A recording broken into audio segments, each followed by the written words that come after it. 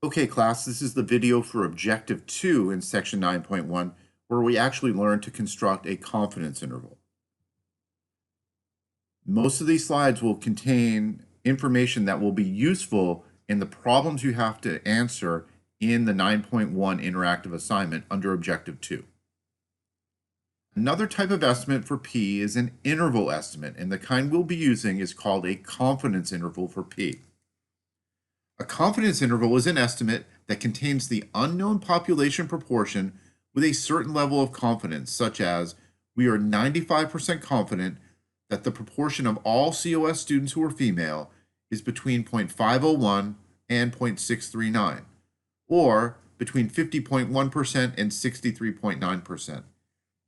When it comes to level of confidence, we'll often use 90%, 95%, or 99% as the level of confidence.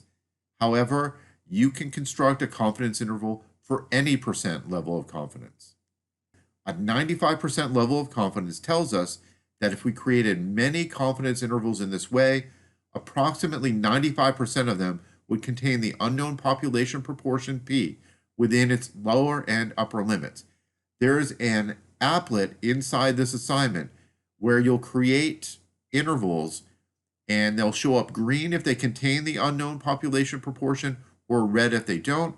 And you'll notice in a 95% scenario, roughly 95% or 19 out of 20 of them will be green. The other 1 out of 20 or 5% will be red. So in one of the problems, it asks you to interpret what percentage would not contain the unknown population parameter. And here, if 95% will, then the other 5% will not.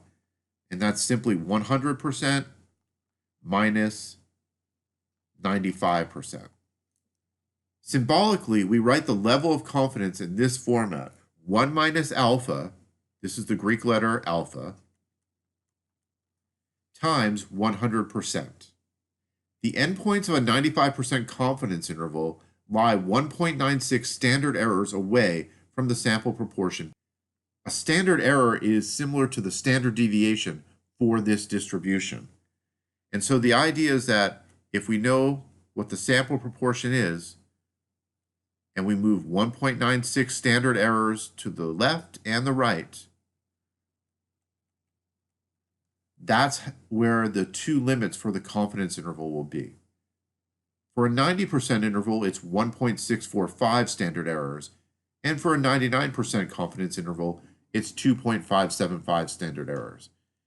Let's talk about a common misconception that involves confidence intervals. It does show up in the assignment.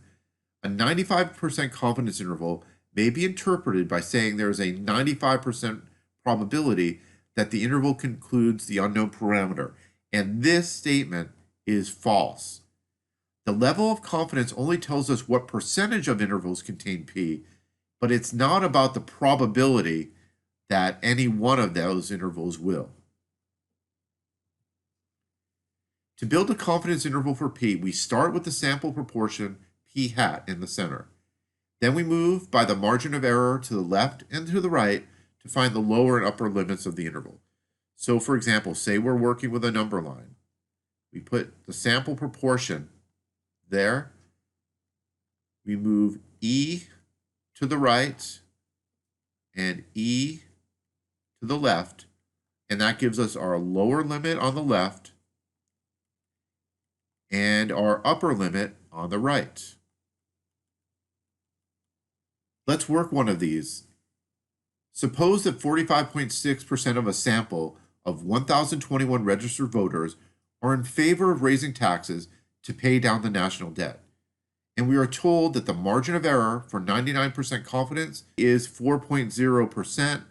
So 45.6%, that is the sample proportion P hat. And as a decimal, that is 0.456.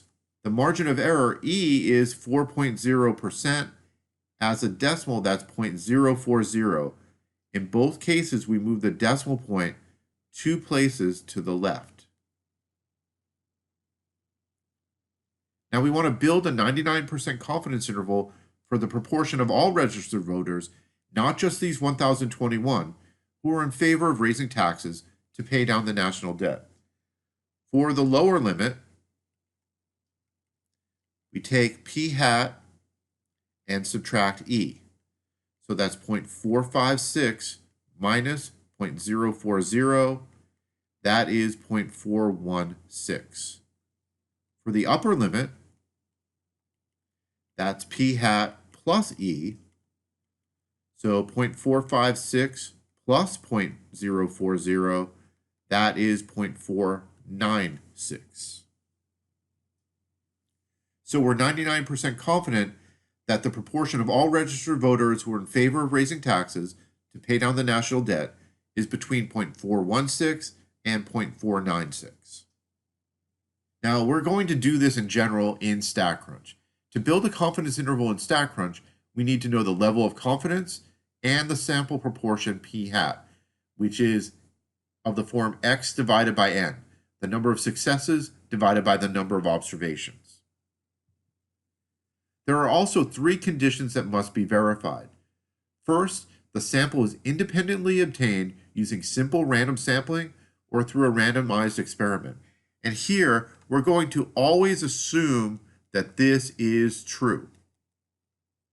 That's the case in this class. Outside of this class, you want to make sure that the data were gathered in a good fashion. In other words, a random sample or a randomized experiment.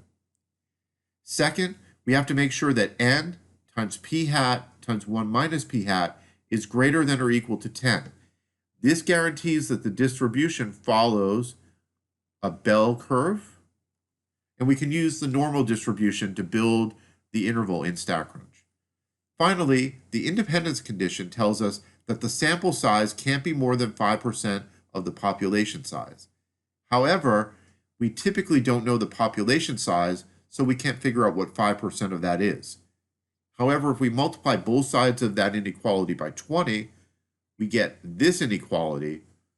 We'll multiply the sample size by 20, and then we just have to make sure that the population is larger than that. And I'll show you what I mean in a couple of examples. If the conditions fail in this class, we simply stop the problem. Do not make the interval. However, if you did go ahead and construct a 95% interval after the conditions failed, less than 95% of the intervals would contain p. That shows up in one of the homework problems as well.